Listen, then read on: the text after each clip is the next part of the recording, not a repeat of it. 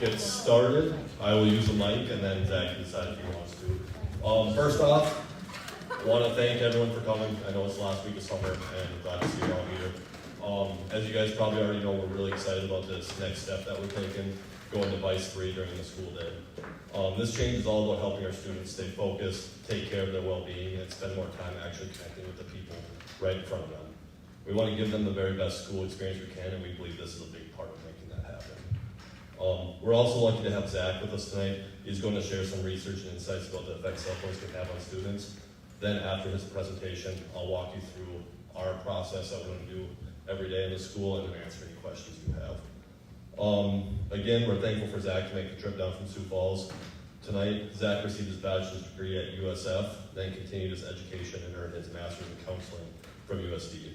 Zach is licensed professional counselor, mental health, licensed addictions counselor, national certified counselor, and qualified mental health professional with over a decade of experience in the counseling field. After his work at Southeastern Directions for Life and Stronghold Counseling, he helped open the Counselor Cafe 3 years ago. In addition to counseling, he's passionate about community outreach, offering seminars and public education. So last year when we kind of saw some other schools doing it, I reached out to some of the schools that did that, and Clark had Zach speak for them, and she said really good things about having a parent night, having him come and speak. So I reached out to Zach, and very glad he agreed to come down. So please put your hands together and welcome Zach Seafoe.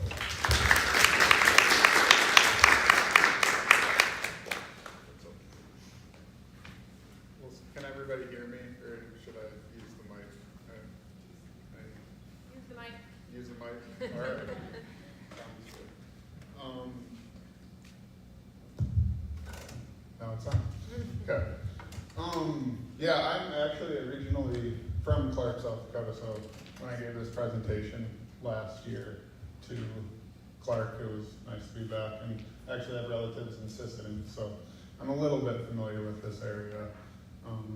From back in time. Yeah, so as you said, I'll talk about some impact on smartphone use in academic settings, and it's kind of nice to see some kids.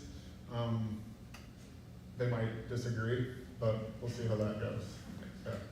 All right, so the first thing I open up with on this is, okay, attention span. Okay, so what attention span is the ability, and I'll stand over here actually, the ability of how long somebody can maintain mental focus on something or stay interested in a task. So we'll do a little bit of a trivia thing. As of, I think it's 2004, anybody have any guesses on what the average attention span was in like seconds, minutes, whatever? For like a teenager? Yes. I would say, 7 minutes. 7 minutes, okay, any other guesses? Okay, just shout them out. 30. Oh, no, lower than 7. Lower than 7. 3 Yeah. 3 minutes. Yeah. Close, okay, about 2.5 minutes. Okay. That was 150 seconds, that was in 2004. Okay, in 2012, does anybody have any guesses what it was? 3 minutes. No, it's I like go 30 low. seconds. Probably want to go lower. Like 30 seconds. 15 seconds. Okay. All right. It was 1.5 minutes, so in 8 years, it cut in half. And then currently, anybody have any guesses? No. 4 seconds. 15 seconds. No. Okay, 47. So in about a 20-year span, attention span dropped by about 75%. Do people have an idea what kind of came to light over the course of the last 20 years or so? Social media. Okay. iPads. Okay. That's what we're going to get into.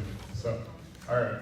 I just at least like to start with that because that's undeniable that it's definitely lowered over the course of time, and there are some pretty well-known reasons why. So we'll get into that. All right, first we'll talk about the brain, and this is Well, I know some of you don't want to go to school yet, so I apologize, but we'll talk about the brain.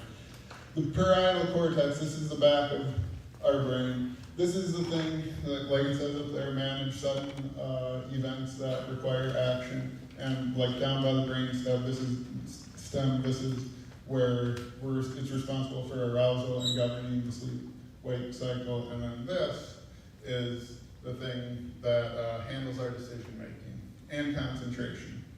So we'll talk a little bit back and forth about that in a second.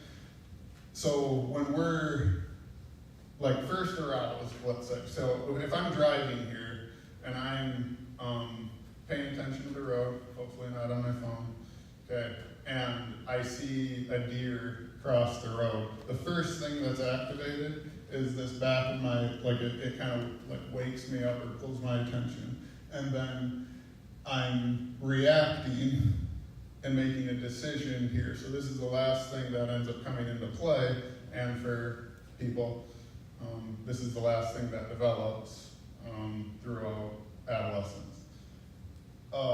And even sometimes still into adulthood, because until we're about 25, this part's not fully developed. With what we'll talk about here in a second, the idea of multitasking, that's what happens too when we're engaged in an activity. It's moving back and forth between these different spots or these different zones in our brain, and it's creating stress. So multitasking with devices while driving and doing homework with peers. What research shows is that it greatly lowers the ability to process information and have cognitive control. Parents out there, have you tried to get your kids' attention when they're on a device and you can't? They don't know what you're talking, they don't even hear you. Okay. Now kids, sometimes that's the same with parents. Yes. Okay. Okay, brain switches between tasks as opposed to multitasking. So multitasking just doesn't actually, what they're learning through things doesn't even actually exist. It's that our brain is going between different tasks, and it's causing a lot of stress on our brain, number one, and we'll talk about how that affects performance. All right, so attentional shifting. Going back to the brain stuff, the correlation between frequency of attention switching and stress. The faster attention switches, the more stress goes up.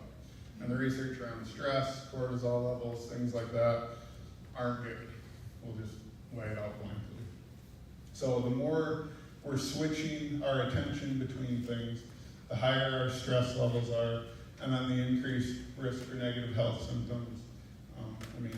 Young kids don't usually have to worry about high blood pressure, but anxiety, sleep, our brain is trying to find some sense of stability, but we're so stimulated and wired all of the time that it's creating health issues. Okay. So the school impact is that more multitasking, higher distractibility, higher stress. When we're more stressed, we have lower memory, understanding, academic performance, emotional disturbances, tolerance goes down, all of those type of things. Okay, so this next one is about smartphone use and academic performance. There's what a meta-analysis is that it's a variety, all sorts of these different studies. This is 23 of them that they gathered from all across the United States and then compiled it into what their main research was, or what they were able to see between the different researches that they conducted. And 18 of those 23 studies showed there was a negative association between smartphone use and academic performance. So before we go, all right, that meant 5 showed that it was good. No, 5 just showed they couldn't find any statistical significance. So there's 0 study that supports phone usage, smartphone usage throughout the day at schools as having an overall positive association. So, all right. Okay, so some device and school facts. I was talking with Adam a little bit earlier.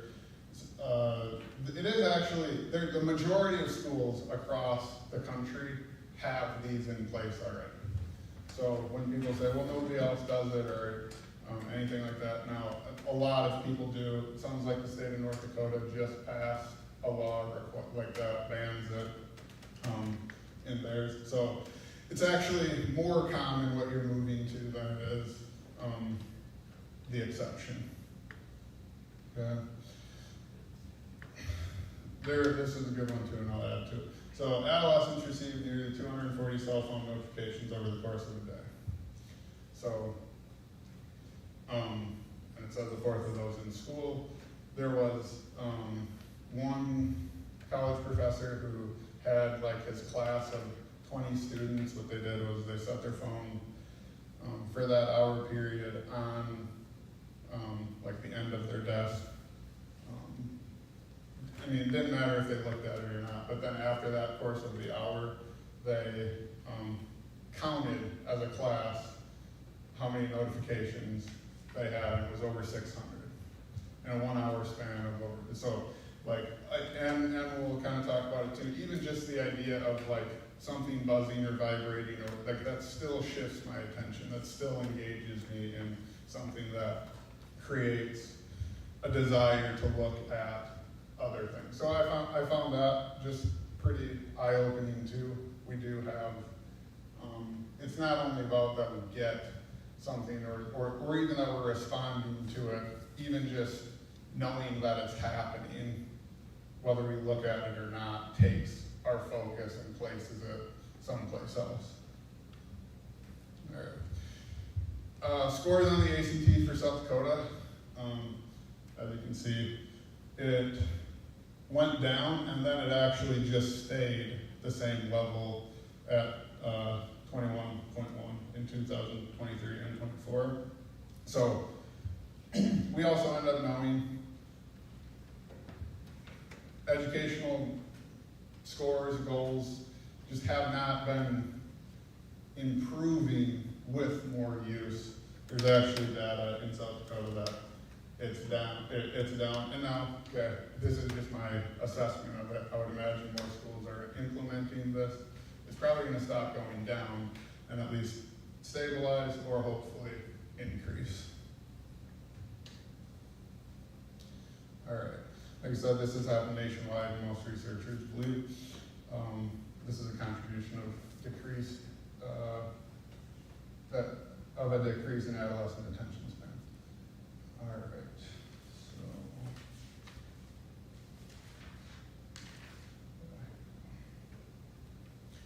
All right, multiple studies show that access to phones, texting, social media during school hours decreases GPA, overall test scores, and impairs students' comprehension and performance. Just like we said, when we're focused on something else, we're not paying as much attention, we're not gathering that information, and it's causing more stress. There's also research to show that college mental health, college students' mental health, anxiety and depression doubled between 2008 and 2018. Again, the biggest increase between 2008 and 2018 would have been accessibility, social media, just that constant information that we're getting. All right. Has anybody heard of The Anxious Generation, the book? That book? Okay. If you haven't, I definitely, like a lot of this is based on some of this stuff. There's a social psychologist, and he's talked on podcasts. I think he needs to come up with a more updated one too, just as things end up changing, but he details how young students aren't being properly prepared for the social and emotional dangers of social media. And all these relationships are not as fulfilling as real world encounters.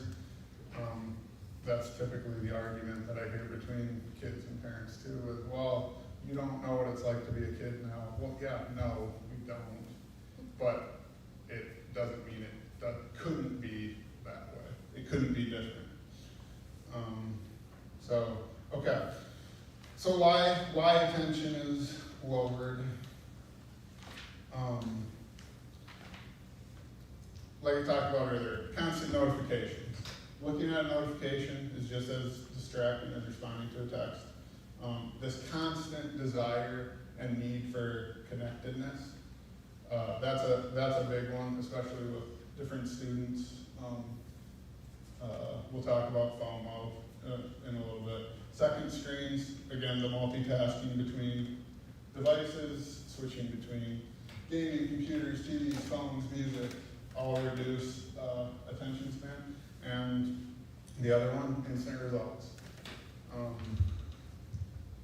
Again, parents, have you ever talked to your kids about if you wanted to get a hold of somebody that you grew up with? You gotta go over to the rotary dial phone, hope that they're home, go get in a car, meet them. Yeah. You had to invest something in having an experience. We don't have that as much. And so and then how many of you, if you've texted somebody, snapped somebody, whatever it is, at what point within an amount of seconds do you start getting antsy that they haven't responded? Even sometimes 30 seconds, checking the phone, okay. This instant need for feeding that is also a part of that desire, and attention affects other mental health type things too. All right. So cons of smartphone use during school, at least what the research is talking about, distractions and interruptions, just like what we've talked about. Number two, I don't necessarily know how relevant this is in much more smaller schools, but in Sioux Falls, I do risk and threat assessments for some of the schools. And some people are using it to set up fights. They're also carrying over some stuff that's going on online that happens, then, setting up situations to have conflict once they get back to school related to that. So I don't know exactly the extent of cyberbullying in some of your guys' areas, but there was even, can't remember the school, but it was actually up more north here where that was another thing too, that I actually did a threat assessment on a school from around here where there was some of that, some threatening stuff related to that. The other one, cheating, AI usage. I had to add AI usage even from last year because kids can type in whatever they want, get an output. They really didn't learn anything. They can get what the material is, but a lot of, at least educational setting sides of it, is setting up how do we gather information, how do we discern what's quality information, how do we research versus, I need this to happen, again, immediate result. So AI usage and cheating is one of the reasons as well, and then disconnection from face-to-face activities, less in-person discussions, less learning opportunities. Oops.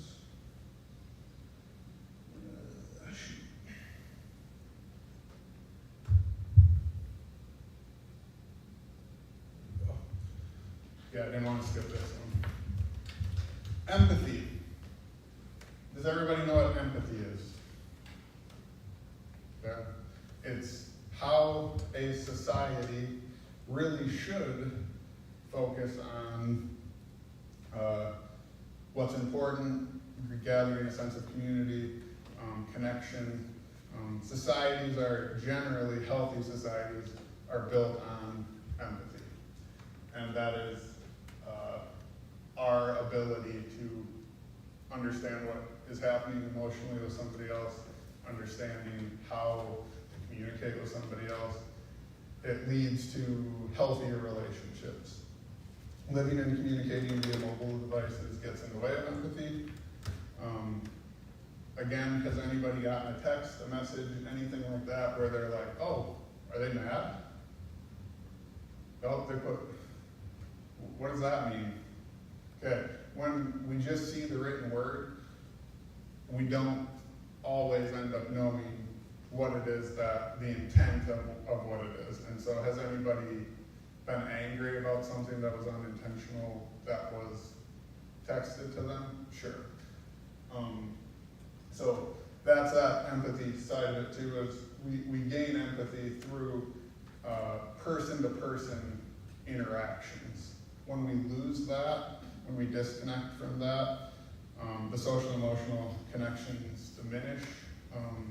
That's again where we have increases in anxiety, depression, a lot of mental health stuff, because number one, we don't know how to connect with people. That's a huge component to it. So that's probably, at least in my worldview of things, the number one detriment is when people aren't engaged with each other in pro-social ways.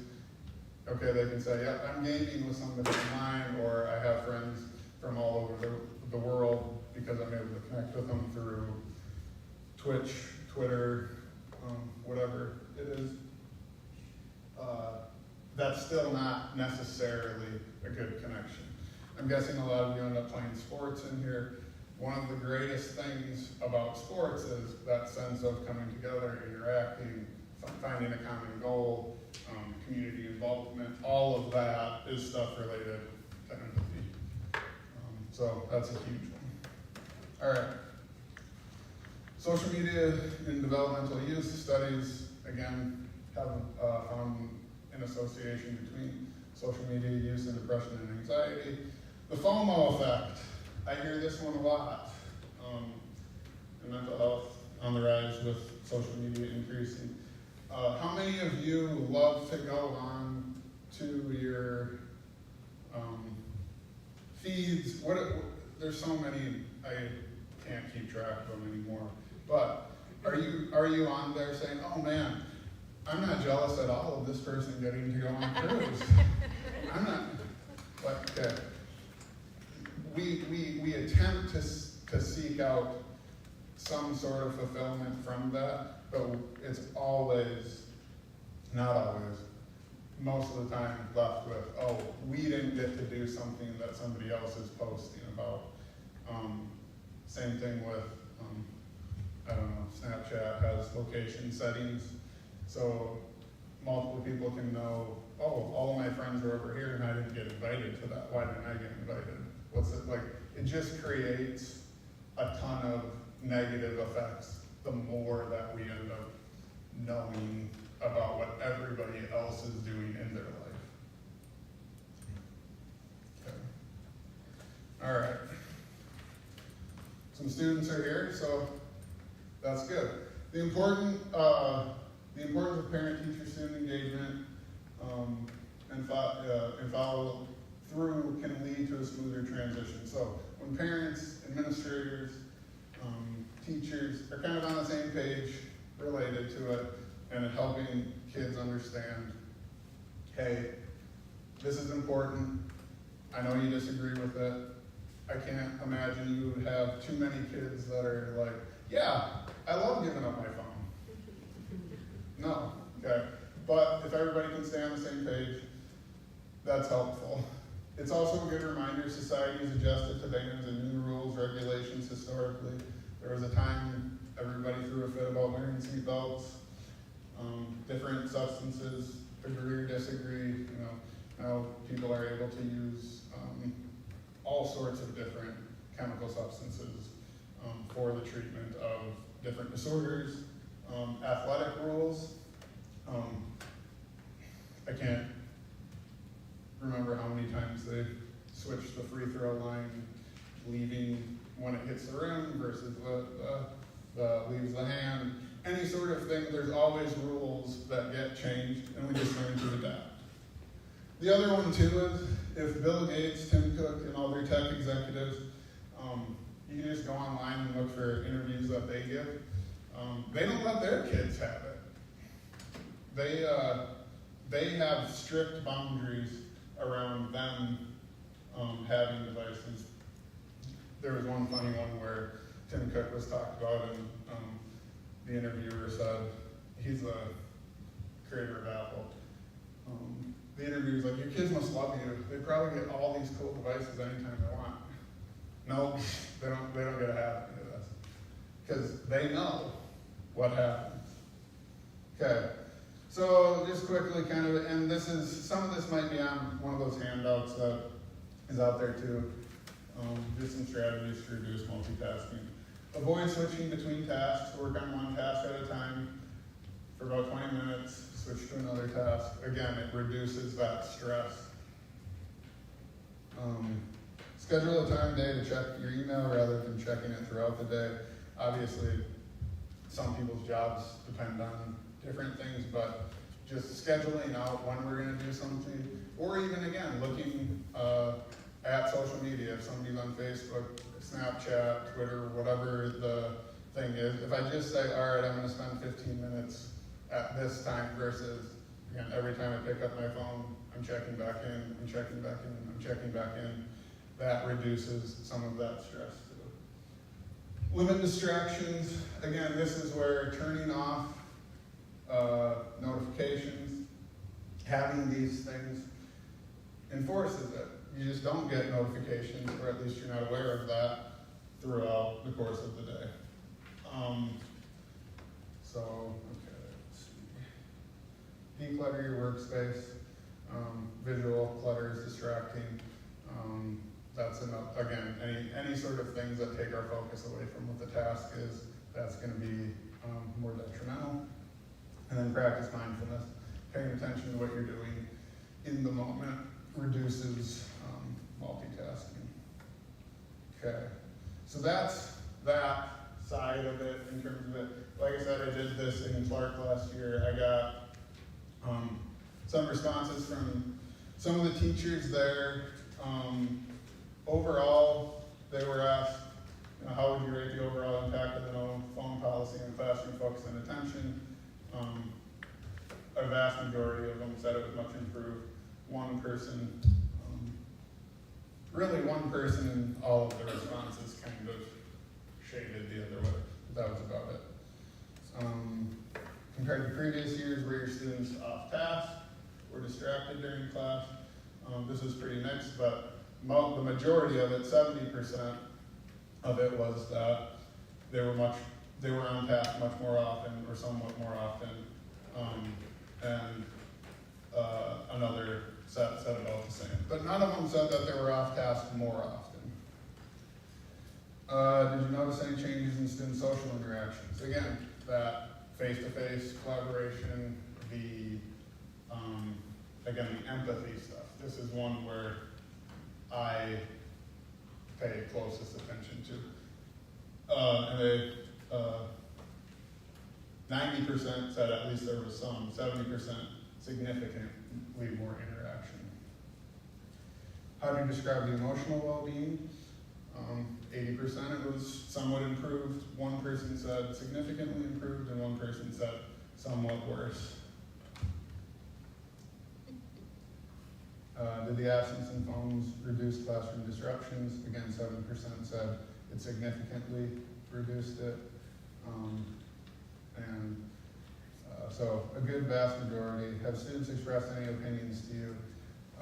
And it was mixed, and this is on students. So I want it to be fair with yes, they're not going to end up loving it. But my understanding would be that if 60% produced mixed reactions, and 20% was mostly positive, and 10% mostly negative, I would say that that's at least a successful look at, yes, we may think it's a big deal now or a big loss, but in essence, it may not be. How did it affect your teaching experience? 70% made my job easier. 1 person strongly opposed. Okay. So then, they were also asked what did they believe the pros and cons were. I found some of these interesting. It said students made less bathroom requests. Yeah. All right. Some of them reported less anxiety, improved attention, and kids talked to each other during lunch.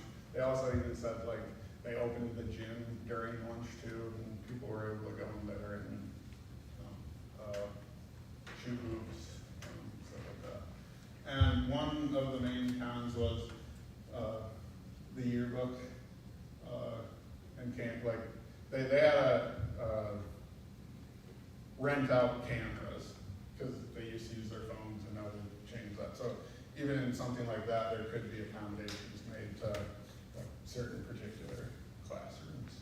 So anyway, that's it for me. I know I threw a lot out. It's getting streamed, so if there's also you missed anything, go back and watch it. Any questions? Any thoughts? Any disagreements? Throw anything at me?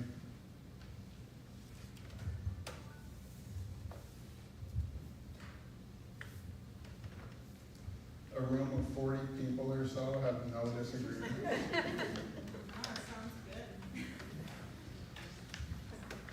All right. After they have all this time they found out, because they're not looking at notifications, what do they find they're filling it with? Say that again. You know, you said they're looking at notifications and how much time in their life is, or, you know, I personally right now, I can't tell you where my phone is, sorry. And, what do they? In honesty, you wouldn't be the preferred aim of having a problem with. So, but what fills in that time that they're always looking at the phone and always, and Well, instead of that now? Yeah. Yeah, that social interaction, just. and it just comes naturally? Yeah, well, cause like, that used to be, I grew up on a farm, I was constantly bored. I mean, we didn't have, you find stuff to do, you gain creative experiences through boredom at times. Like kids now, they don't have an opportunity to be bored. So it's just filled with what we already naturally, social beings are able to do. My thing is that now, like with free time and stuff, my class very much likes to pull pranks on each other and stuff all the time. Wouldn't kids get more in trouble if they're not distracted by stuff like that? As It's in, like, they'll get in trouble for for us, pulling when we have pranks. free time, we just are all done with our work, and so we're just zoned in, and then none of us move out of our seats, and we all just kind of stay collected in our seats. Yeah, those have to be definite adjustments to that.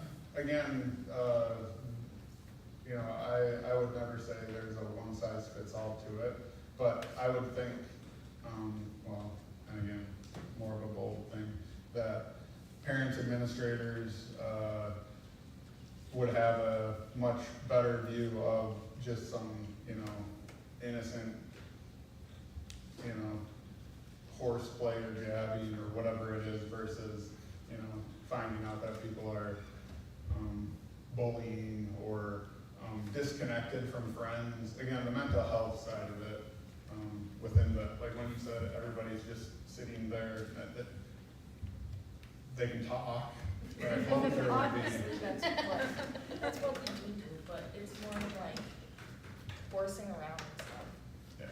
Yeah, that would have to be something that's addressed from the administrative Just side of like- it.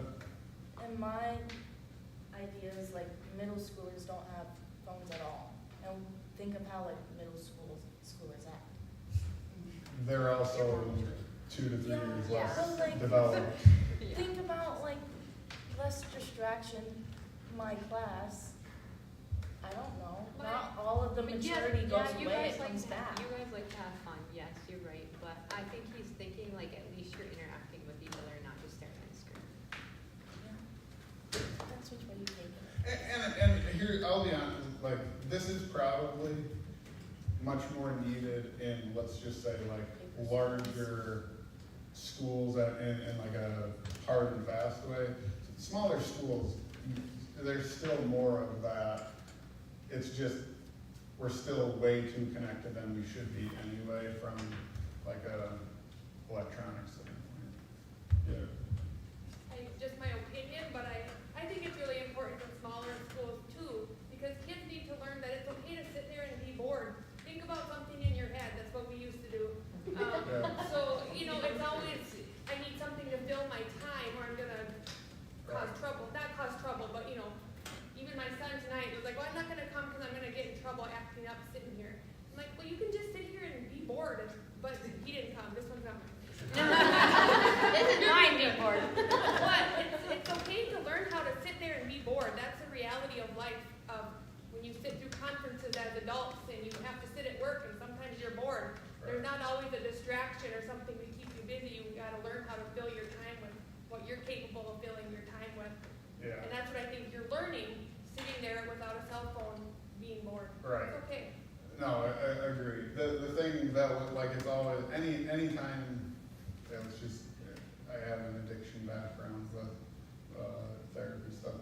Anytime you're changing something that people are addicted to or have gotten used to, you're gonna have that tantrumy, intolerant, trying to push back against it, just because naturally we want what it is that we have. Nobody likes getting something taken away from them. So yeah, that learning process is good to have. It will be difficult. When I, side note to like the stuff from Clark, they said they had pushback, like the kids kind of pushed back the first week, 2 weeks, but after that, everything was pretty smooth running.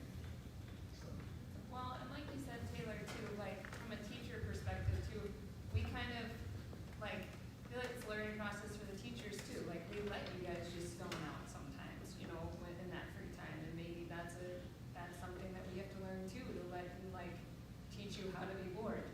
Like, instead of saying, oh, just go on your computer and play a game for a little bit, like, you know, I think it's a teacher thing, too, where, and we should be watching that and making sure that, you know, kids know that it's not okay to do certain things. Yeah, and again, this is, like, everything adapts after there's the research for it. Back in the 80s, early 90s, 70s, smoking was very widely accepted. Didn't think there was anything, like, from just a societal standpoint, people would, you know, use that as an appetite suppressant, so they wouldn't eat it. Like, until then, they got all of this research on lung cancer and different things like that. Now the research with all the technology stuff is pretty damning on the mental health effects in the younger generation. So yeah, I'd rather be bored than not be able to be successful.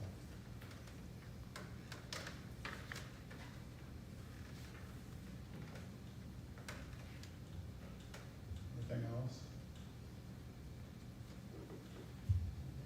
Perfect. I can just kind of jump in and then kind of explain to you guys quickly how it's gonna work in school every day. So to implement this, we are going with the yonder pouches. You guys probably saw them in the hallway as you're walking by. This is a way for us to keep our phones on. So you're not giving your phone to the office, you're not putting it in a slot thing. It's in your possessions. You don't have to worry about where your expensive phone is all day. It is big enough for AirPods, smartwatches, anything that can connect to your phone has to go in. So the day starts, you guys come in, you enter the school, either on the bus or you drive. These things are hanging in the wall by the office. You guys all saw when you walked in. Everyone will have a number, everyone will have their yonder pouch that's theirs when they go. You get there, there's gonna be a staff member. You have to turn your phone off or airplane mode. Stick it in your pouch, lock it, and go on your day as you need to. Okay, that's all you need to do to begin with. This is going, you guys get to bring it with you. You don't have to keep it anywhere. It's going to be your bathroom pass too. So if you want to go to the bathroom, you're gonna leave it on the teacher's desk and you're gonna go to the bathroom. Office, you can bring it with, we'll have an office pass, just in case you need to use your phone in the office or something else. There's a few situations that might be needed. So just if you're going to the bathroom, you put this on your teacher's desk, go to the bathroom, grab it when you get back. So in the policy, it was written that they can keep that, if they don't wanna carry it everywhere, they can keep it in their locker. So say I have Chloe in my room and she wants to go to the bathroom, but she chose to keep her yonder pass, or her yonder in her, locker, what do I do then? That's maybe, the bathroom pass was my idea. I talked to another school that did that. Maybe we can talk to the teachers in Farrell if they want to do Okay, it. If they want to use the That was bathroom pass, we don't have literally to. I'm willing to work with yeah. teachers, what we want to do and make that run smoothly. So we can talk about that first meeting, talk about that first day of school. Anyways, to lock this up, everyone in the office ladies, Rachel in the front office, Jerry Lynn in the central office will have this with them. So if you need to leave early, you come, you unlock your phone, you take this, put it in your pouch, you leave. If you come to school late, you have a doctor's appointment at 8, you come late, you have to check into the office no matter where you go. You bring this pouch with you, you show Jerry Lynn, you show Rachel that your phone's off, you put it in your pocket, you go on with your day. When the school day is done, there's things on the wall, magnets on the wall, you guys might have seen them hanging there. You just walk by, hang on the wall, you walk by, push the send on it, hit the button, take your phone out, take your belongings out, hang this on the wall, you go on with your day. So you don't have to take this home, you're not responsible for this at home. You actually can't take it home, you have to leave it in the home. The biggest questions I've had in other schools that I've had with this is how do I contact my kid? Every school, every room in the school has a phone. So if you need to call the office, we'll get a hold of your kid, we'll get you in contact with your kid. Or one thing I've been encouraging is every student in our school has a K-12 email. If you will need to tell them, make sure you bring your brother home after school, email them. That's a good skill to have. We all know we use our emails. Emails aren't going anywhere. If you want to communicate with your kid, you can use your email to do that. Another thing, I haven't got asked this, but I know other schools have. Emergencies, what happens if something happens in the school and there's an emergency? Well, we have an SRO, we have emergency procedures in place. Actually, there's research that shows if they're focused on the procedures and follow them, where they're getting better conditions. So, kind of with that. I'm excited for it. I've talked to numerous schools that have been doing it for a while. Last year at a conference I was at, I listened to a speaker about the effects of mental health, and I really wanted to do it. But I did not want to do it, jump into it, not be prepared. So we went through last year, and then just throughout the course of the year, sitting in the lunchroom, watching kids eat lunch and not talk to people, and then even having kids in my office trying to figure out classes, figure out what's going on, and they're constantly checking my phone as we're trying to have a conversation, figure things out. That's what made me want to do it. It's not a disciplinary thing. It's not that we had a huge issues with cyberbullying. We had a couple things, but nothing major. It's mostly the mental health effects and just see you guys engaging. I had a great high school experience, and it wasn't because I sat on my phone every class. It was the relationships I had with friends, with teachers, and I want our kids to have that same thing. Do you guys have any questions? I have a question about the email, because I don't think my kids check their school email, ever. Exactly. I mean, unless, I just don't think that happens. But my question for the attendance thing, like, if we have to pick up kids early or whatever, we don't wanna call, that attendance email that we can email, the kids are gonna be gone, is that checked, like, regularly through the day? It goes right into Or- our inboxes, so Okay. 4 of us get it instantly. Okay, So we don't have to so, go like, into a if we were separate. If we needed to say, okay, we gotta pick up the kid early or whatever, we can still email that and not have to call. That- 'Cause I'm that just thinking, works. are you guys gonna get inundated with a bunch of calls then for, I mean, and I'm guilty of it myself, if I need to tell my kid something, I send him a text, you know? That attendance email works way better than just emailing Jerry Lynn or myself, because Okay. 4 people get it to their Yeah. inbox. It gets sent to me like an email to myself. So that's probably the best way to do it, actually. And you guys are okay with that then? Yeah, with that being absolutely. okay. Absolutely. We're lucky we have 2 full-time office. We have Rachel's gonna be full-time down there, so we're gonna have people by their computers. So, and then hopefully Chloe can understand, know how to use her email next year. Well, and honestly, I would love to see all of our, especially high school students, learning email, like book, I'm constantly trying to get them to use their email. When they go to college, they're gonna need I email, was when they gonna say, set up even their with cell phone bills. scholarships and stuff, You like, know, well, like- I don't know how to check my email. Yeah, like, we That's really weird. should have a push for that, because the minute they graduate and go into that next phase, they're gonna have to be on their email. But you can email me 17 times and it'll be fine. Like, it's truly, because like you said, 4 of us get that email and it comes right into our inboxes. We don't have to open a separate email to get it, it goes right into our main inbox. Okay. And we got a really good intercom system now, so if we need to find a kid, we don't have to interrupt the whole school. We can go right to their intercom, say, please come to the office. And one other question then too, I mean, most kids are coming in that door here, so like they're late, coming to school late for something, they still check in at the front office, then come down here, get their pouch, and, okay, They're not gonna do that. okay. So, yeah, anything else from you guys? I know it's a change, I know it's something I'm really excited for, I think it'll be good. Is there exceptions for like homecoming? Cause there's kids running all over the place. And like, where floats are, it's a lot easier to just call your friend to go, hey, can you grab tape while you're in the school? Maybe, Instead of but you sending probably also have like 4 5, classmates 10. sitting there doing nothing, where they could go and go get it. But they're not gonna get the tape regardless. Well, we if can, you ask we can them. talk about that during homecoming, but we'll see. I think it's just hard to get like,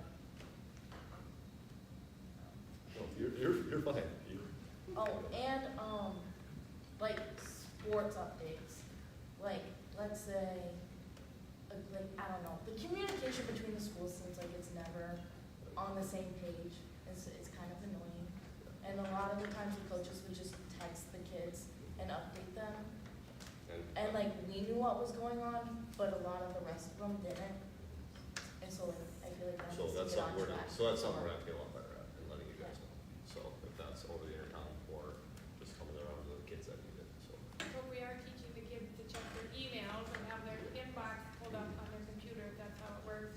Is that something that coaches can know that they should be emailing kids if they, I don't know, whatever they would text kids for normally? Maybe, well, Or, I mean, I don't know, I don't know how the other schools have, if they have emails that they're easily accessible. We could definitely look into something like that. So, But if it's like an all-school, like, the coach wants you guys to know practice has moved from Rothal to Fairmont, you can just call the school, the coach can call us, and we can just Yeah. announce it over the intercom. You know, girls' basketball, practice moved to Fairmont, or whatever. So that'll be the coaches letting us know that too. exactly. And honestly, that probably should be put on the Tri-State app too, because say Chloe was at an appointment and she wasn't in school to hear the announcement, that should go on the Tri-State app, because you get notification, like, she would have her phone with her then if she was out of the building and get the And notification there. Parents too. And parents would also Because get then it, parents yeah. have to leave earlier from work or something to go watch their kid play, Right. Yeah, no, then they should know that. yeah, we can get better at that communication. Yeah. Again, thank you guys for coming. Do you guys have any other questions? Now's your time. I know. Kind of went over it all.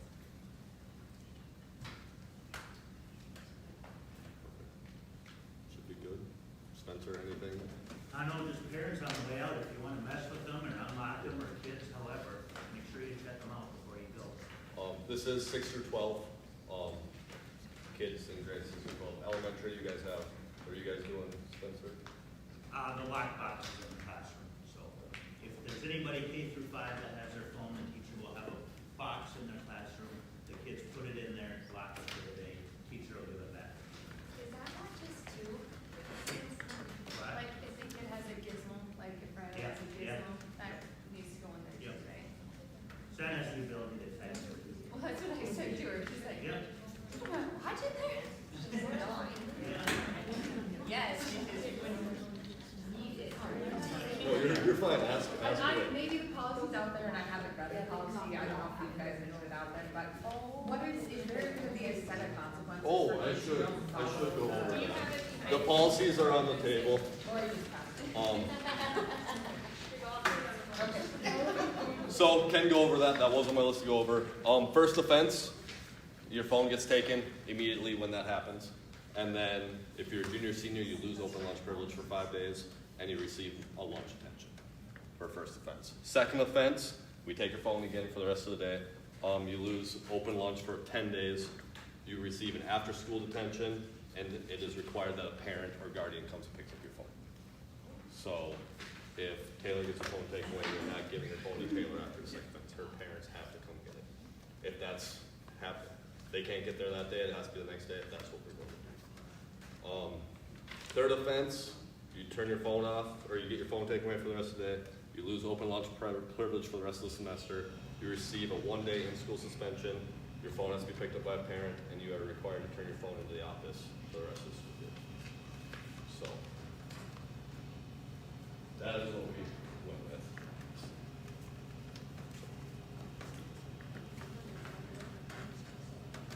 Is Deladeo still? I can't remember where I saw it, somewhere, maybe in the letter that was sent home, that like all the teachers have one in their classroom to unlock too, is that? Oh, no, they shouldn't. No, okay, They shouldn't. was it in the letter, I read it somewhere and I was like, oh, I saw something. Yeah. I think that's if they want to use it.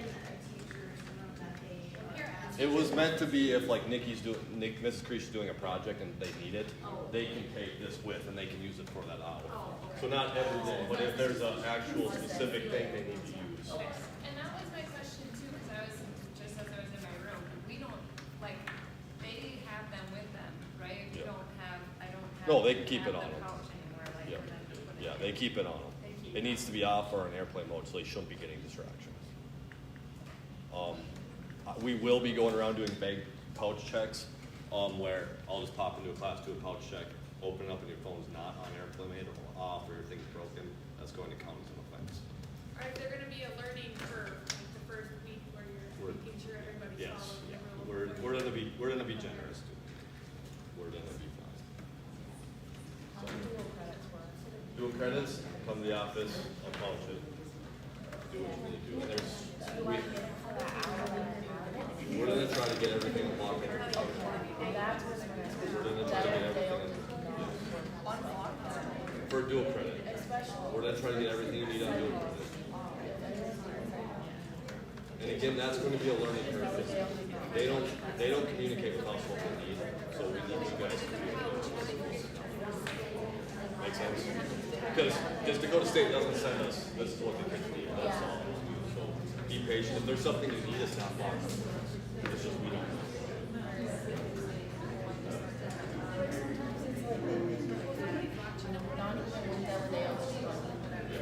So it's gonna take a little bit of time. Okay, so if there's no more questions, that is all I got. Thank you guys for coming. If you guys think of anything in the future, I'm gonna be here all the rest of the week and next week. So thanks again for coming.